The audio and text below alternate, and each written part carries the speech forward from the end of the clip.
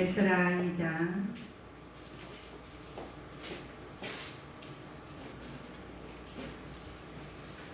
55절부터 58절까지입니다.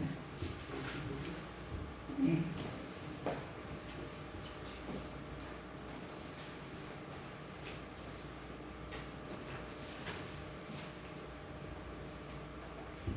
에스라 55장부터 58절까지 합독하시겠습니다. 솔로몬의 신복의 자손은 소디 자손과 하소베렛 자손과 부르다 자손과 야알라 자손과 다르곤 자손과 깃델 자손과 스바냐 자손과 하델 자손과 고게렛 하스바임 자손과 아미 자손이니 모든 느미림 사람과 솔로몬의 신복의 자손이 392명이었더라. 아멘. 이렇게 우리 솔로몬 신복의 자손과 그의 사람들이 이렇게 이 사람들을 어떻게 쓰셨는지 보면은 놀라운 일이 벌어집니다. 오늘 하나님께서 주신 말씀이 믿음으로 들어오는 자에게 선물입니다. 우리 인간에게는 많은 선물을 좋아하죠. 선물 받을 때는 내 마음을 순식간에 기쁨으로 바꾼 선물이 있습니다. 근데 우리 하나님께서 주신 선물이 오늘 귀한 선물이에요. 얼마나 귀한지 오늘 보면 에스라서에서 나와 있습니다. 율법의 정통한 학자 에스라가 유대 역사 중에서 우리 학자 에스라는 사람이 역사 또 법률 신학으로서 하나님께서 배우는 사람이에요. 유대 법률 신학 역사에서는 큰 비중을 차지하고 있습니다.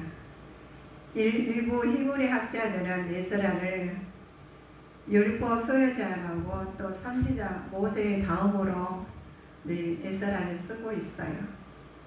얼마나 귀한 인물인지 보면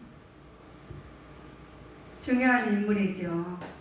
모세를 뒤를 이어서 유대 민족을 두 번째 선지자로 생각한 에스라는 국가 재건할 때 율법과 성전 또 예배를 회복하는 지킨 지도자였습니다.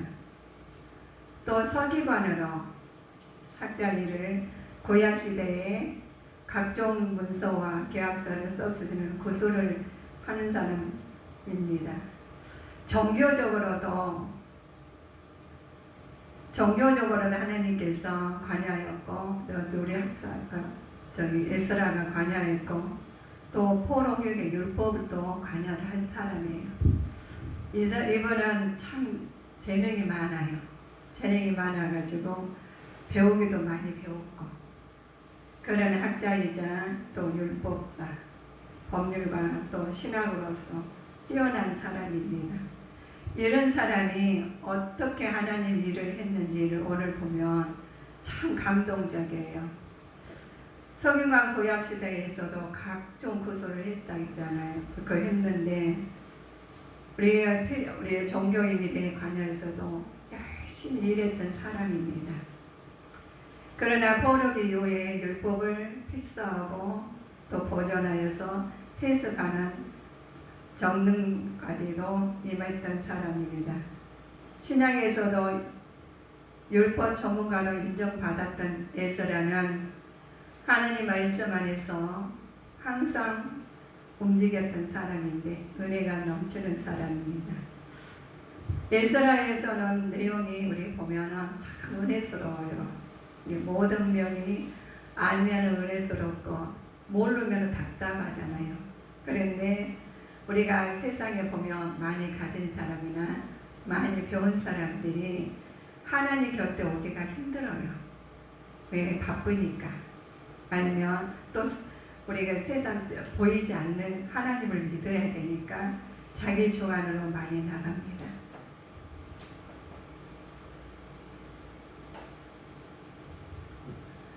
그런데 이 에스라는 군동의 대제국이었던 바벨론에서 정복한 바사왕 고레스 있지 않습니까? 고레스에서 포로로 귀환하고 성전 재건 허가를 증명해 내리신 기록하고 있는 분 고레스 왕을 통해서 이스라엘 포로 기관이 허락된 것을 에레미야를 통해서 예언된 말씀이 성취된 말씀을 이거를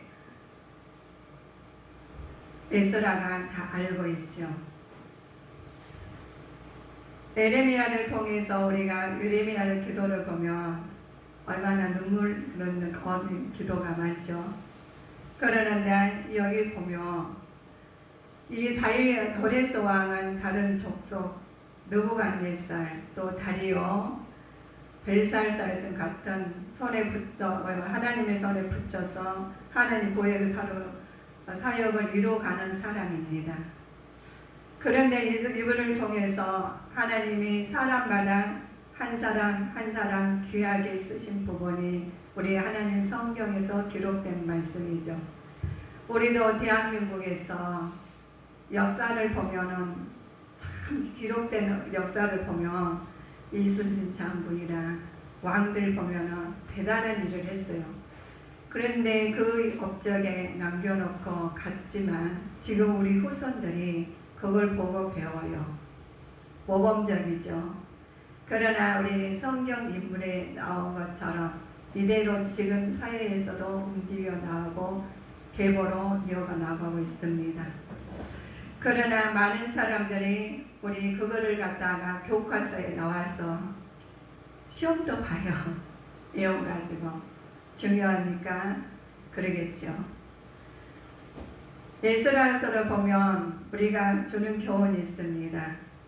그들은 이방인들의 우상 숭배와 풍습에 젖어 이들은 살고 있습니다. 대한민국 국민들도 풍습에 젖어서 살아가는데 그 습관을 바꾸기가 굉장히 힘들어요. 그래서 이방인들의 우상 숭배 또 풍습에 젖지 말 것과 하나님의 언약을 붙잡고 살 때 하나님의 축복을 얻을 수 있었음을 보여준다 하고 에스라가 말을 합니다.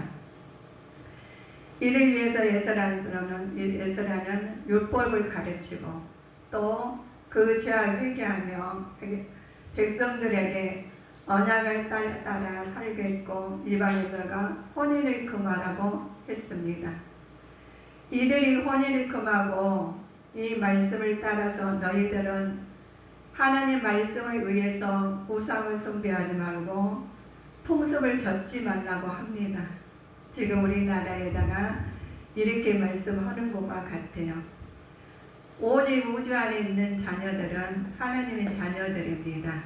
하나님 자녀들인데 그들이 하나님을 믿지 아니하고 내 습관과 또 우상을 버리지 않는다면 그들이 그 풍습에 젖어서 살면은 언약 백성으로 살 수 없기에 이방인들에게 혼인도 금하게 만들었습니다. 혼인을 결혼은 우리 마음에 들면 하면 되지, 서로 좋아하면 하면 되지라고 합니다. 그런데 결혼하면 남편이 예수님을 믿는데 아내가 예수님을 안 믿어. 그러면은 그 자녀들은 예수님 안 믿는 확률이 굉장히 높아요. 남편이 아내를 전도하는 것은 굉장히 힘듭니다. 아내가 남편 전도하기는 그래도 쉽지요. 그래서 유대인들은 필히 이방인들하고 결혼을 못하게 했고 하나님 말씀으로 금한 것을 나와 있는 부분이 그렇습니다. 우리는 우상 숭배하지 말아라 하는데 하나님 말씀은 기록된 말씀이 첫 번째 우상을 섬기지 말라 그랬어요. 나 외에는 다른 신을 섬기지 말아라 라고 하십니다. 그런데 파급적으로 우리가 내 안에 죄가 있으므로 그 우상이 보이는 것이기에 보이지 않는 것은 우리가 믿지 않고 보이는 것을 따라가는 것이 많습니다. 왜 그러느냐? 우리는 보이는 것이 굉장히 중요하다고 생각하십니다. 우리는 하나님 자녀들은 보이지 않는 하나님 자녀를 하나님을 믿는 거예요. 보이는 부모님을 우리가 계시죠. 하나님 보이지 않는 하나님 믿기가 더 쉽다고 생각하는 사람 있는가 하면 보이는 부모를 따라가야 쉽다고 생각이 한 사람이 더 많아요. 그래서 보이는 것에 치중하다 보면 나중에는 그걸로 통해서 고난을 받게 되지요.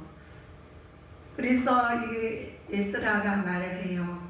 여러분들이요, 우상 숭배하지 말고 풍습에 젖지 말고 또 하나님 언약을 붙잡고 살으라고 말을 합니다. 그러면서 율법을 가르치고 또 죄악에서 회개하고 회개해서 백성들에게 언약의 말씀을 따르라고 강조합니다. 이들에게서 강조하는 말씀이 이것은 내 마음이 절실하기 때문에 강조를 하겠죠. 우리 하나님 주변에 계신 성도님들은 내 마음에 어떤 분을 모시고 사느냐에 따라서 강조를 하게 됩니다. 방향을 다르게 가지요. 그러나 우리 하나님께서는 어떤 사람을 통해서 쓰느냐, 하나님의 자녀로, 하나님의 말씀에 쓴 사람으로 쓰게 됩니다.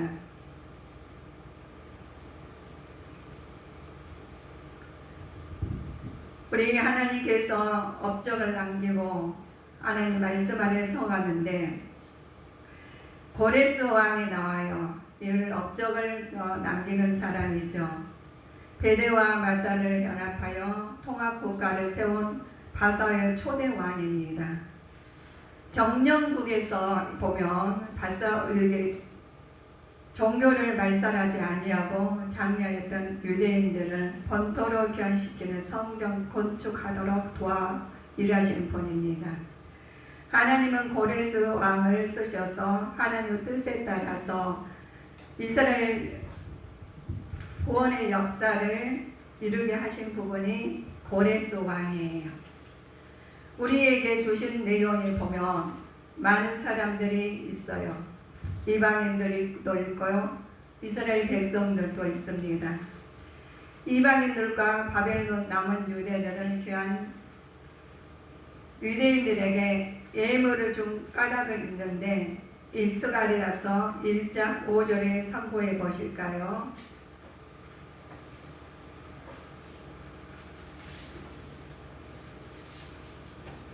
스가랴서 1장 5절입니다.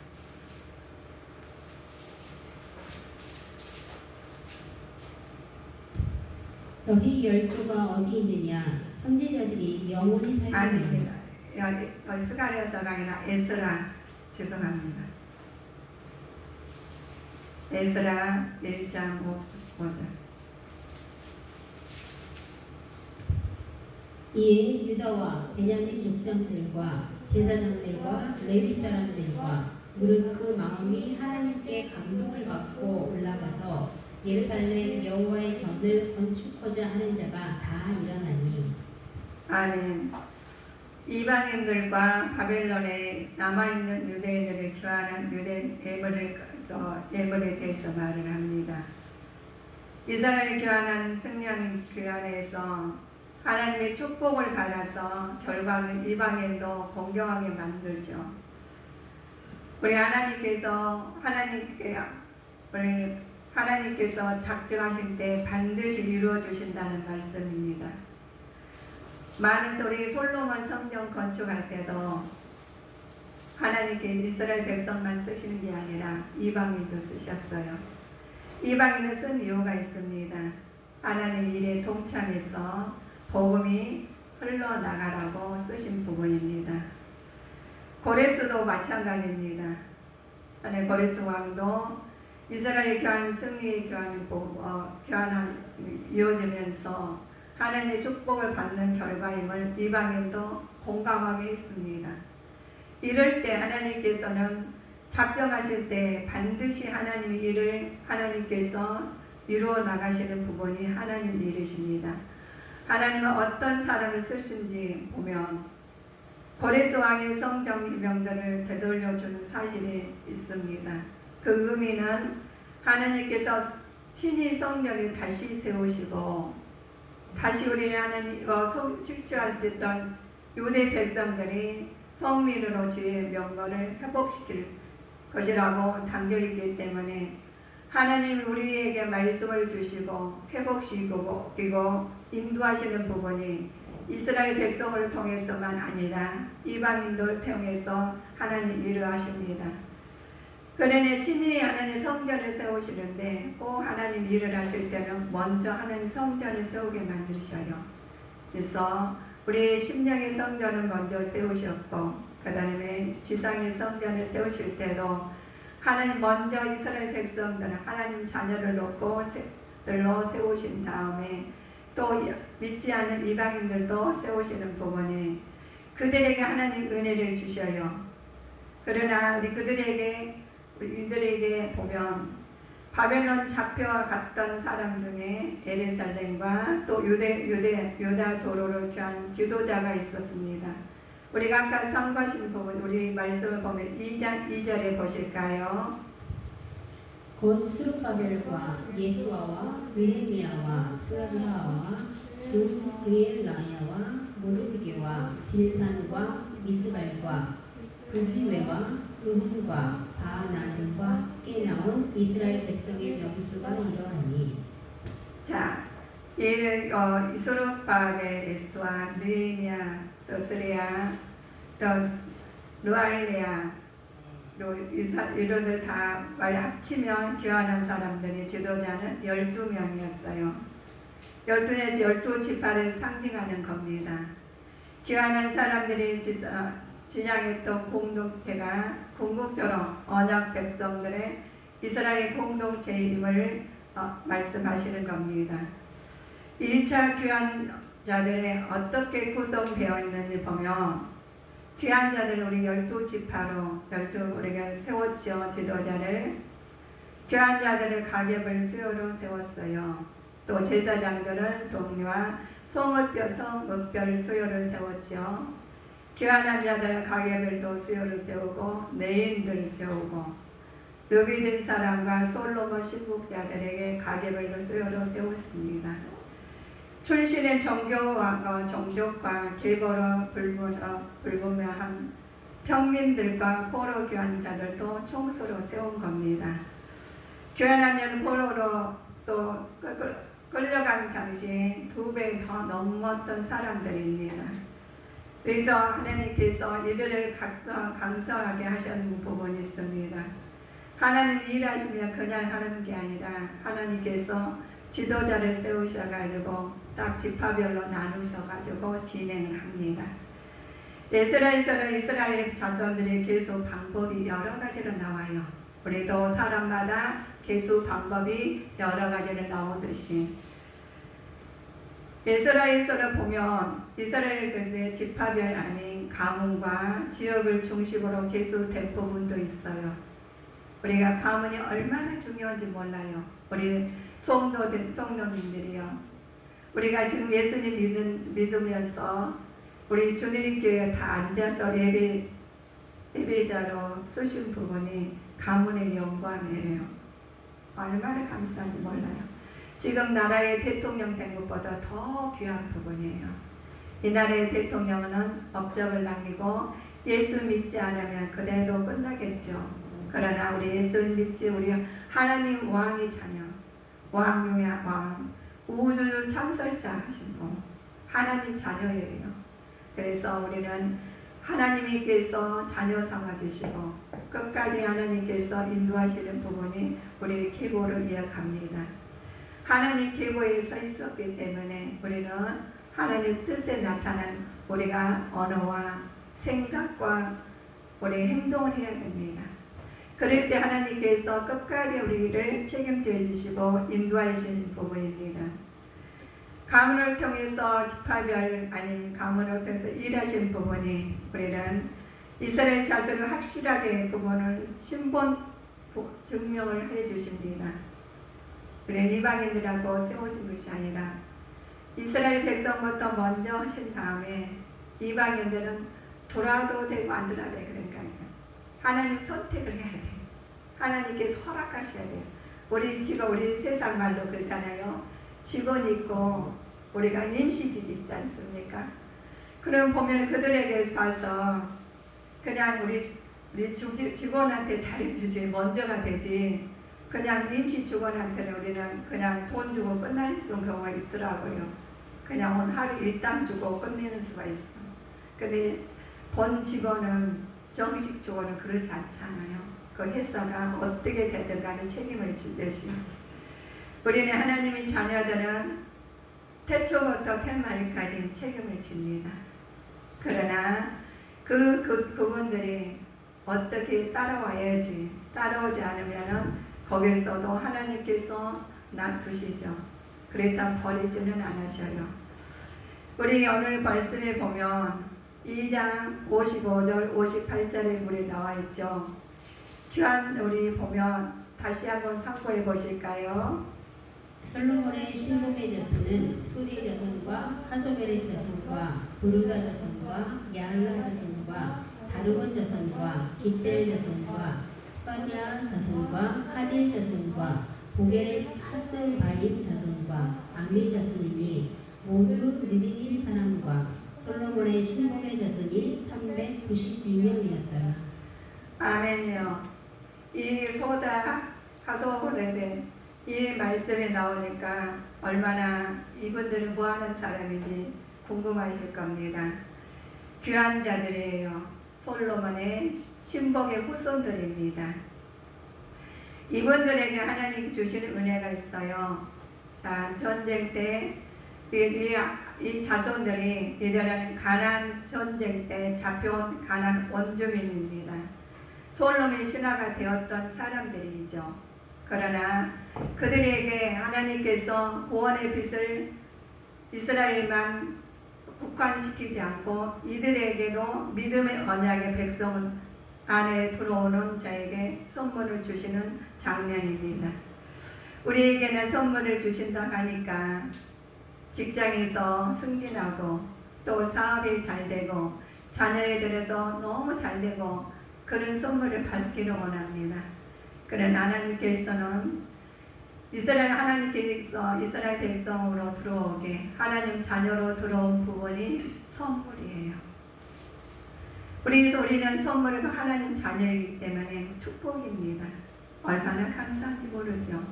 그러나 하나님께서 우리한테 주신 부분이 너희들은 하나님 자녀된 권세를 누리고 하나님 말씀 안에서 살아라. 때가 어떤지 못 어떤지 하나님 말씀으로 살 때 하나님의 영광이 드러날 것입니다. 이스라엘 백성이 새 성전 재건을 위해 취한 행동들이 있습니다. 자신들이 생활을 위해서 사용해야 할 재산을 성전을 재건을 위해서 아낌없이 바쳤던 사람들입니다. 하나님 앞에 들어오니까 너무 감사한 거예요.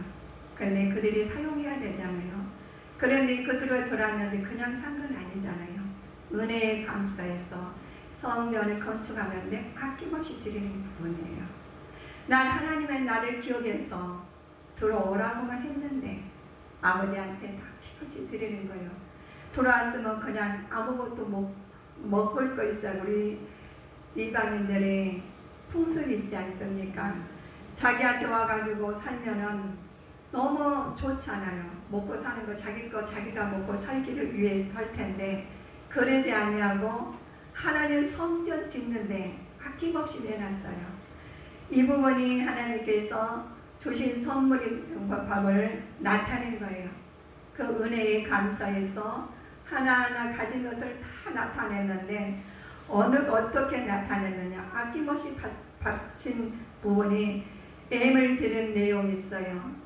금을 6만 천 다리를 내놓고 그 다음에 은을 5천만 획을 내놨어요. 또 제사장 의복을 100번을 내놨죠. 하나님께 드릴 때는 억지로 하지 말고 모든 것이 하나님께 주신 것임을 깨닫고 즐거운 마음으로 이들은 드렸을 뿐입니다. 우리 하나님께서 주셨다고 하나님이 너희들은 이렇게 들어와서 하라니까 그 들어오는 귀한 자들이 솔로몬의 후손들이 신복 후손들이 이렇게 아낌없이 내놨어요. 그러면서 감사 생활했습니다. 그리고 나서 보면 마음을 아낌없이 드리니까 얼마나 감사해요.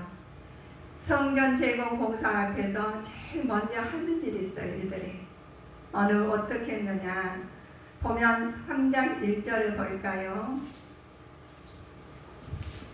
이스라엘 자손이 그 본성에 거하였더니 7월에 이르러 일제히 예루살렘에 모이지라. 자, 일제히 모인 이유가 있어요. 이 제거는 예루살렘에 모인 이유가 있는데 범죄를 드리고 위해서 하는 겁니다. 우리 명절날 어떻게 해요? 다 모이잖아요. 명절날 다 모이는 것처럼 모여요.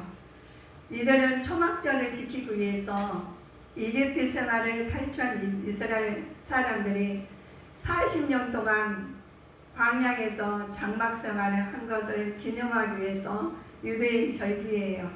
우리 풍습이 있죠. 우리 구여 명절이 있듯이 추석이랑 우리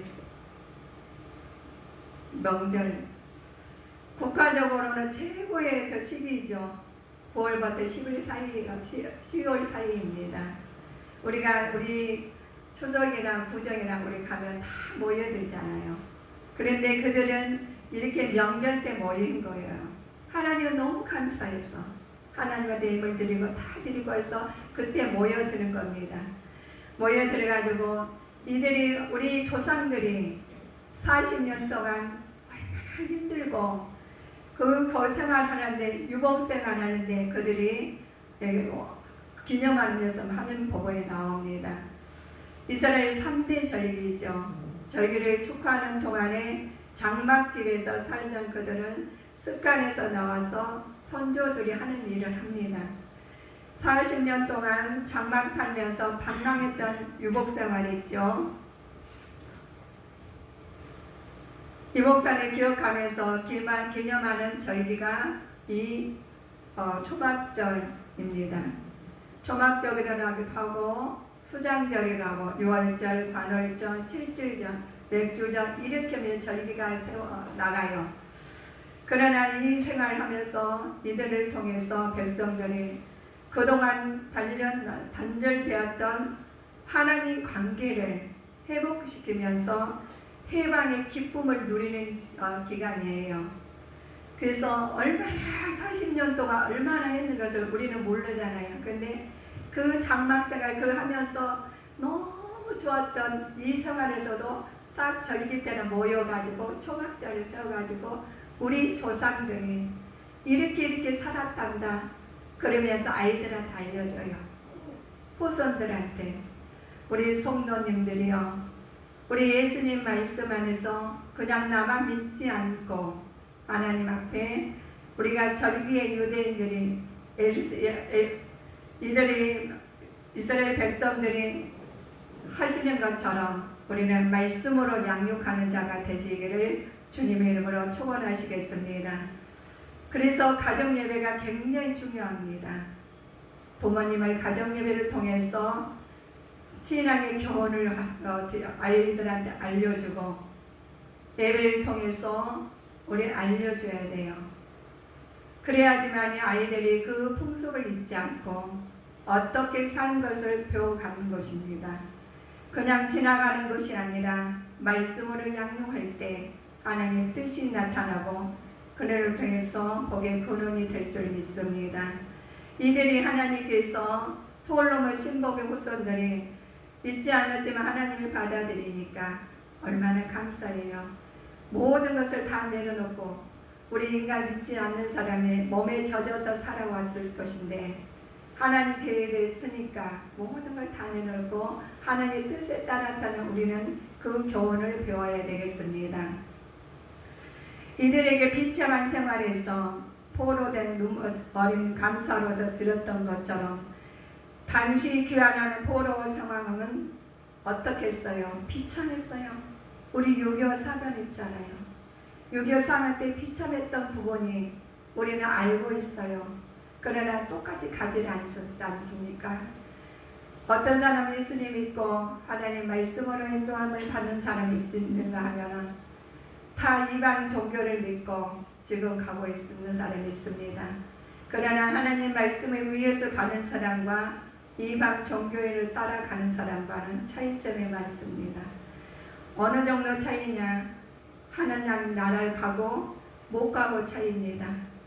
어마어마한 길이죠. 우리 성도님들에게 주시는 은혜가 있어요. 많은 사람들에게 주시는 은혜를 보면 어떻게 사느냐가 따라서 우리는 하나님 주신 은혜가 있습니다. 너희들은 하나님 의지하면서 신앙을 가지고 있어야 된다고 하나님 말씀하십니다. 하나님 역사에 동참고자 하는 자에게 먼저 취할 일이 있어요.